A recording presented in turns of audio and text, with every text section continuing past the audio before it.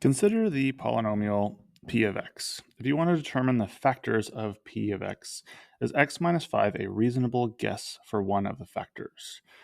And I would say that's probably a reasonable guess because if we're thinking about things that go into p of x, right, it means I multiply two things together as a factor. And so really I'm going to do x minus 5 times something. And if I were to multiply, let's say negative 5 times 6, well, that would give me negative 30, which is my final term here. Also, if I did x times, I don't know, like x to the power of 2, well, that would give me x to the power of 3. So it's a pretty good estimate or guess of what one of my factors might be. How can you determine if x minus 5 is a factor?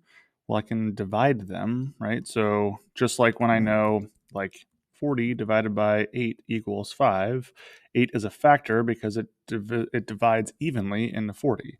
If I do like 40 divided by 7, well, that's going to give me some decimal, meaning it's not a factor. So just using some division might help me.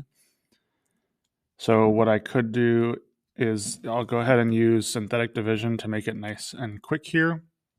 So remember, I use the inverse, or what makes that x value 0. When it says, can you think of more than one way? The other thing is that if I know that 5 makes this 0, if it's a factor, then 5 should also make this 0. So when I plug this in using synthetic substitution or synthetic division, I should get 0 here as my final answer or my remainder. So let's try it here, 11 and negative 30. I'm multiplying and adding these things together. In this case, as long as I did all my math right, it does not give me 0, and therefore it is not a factor.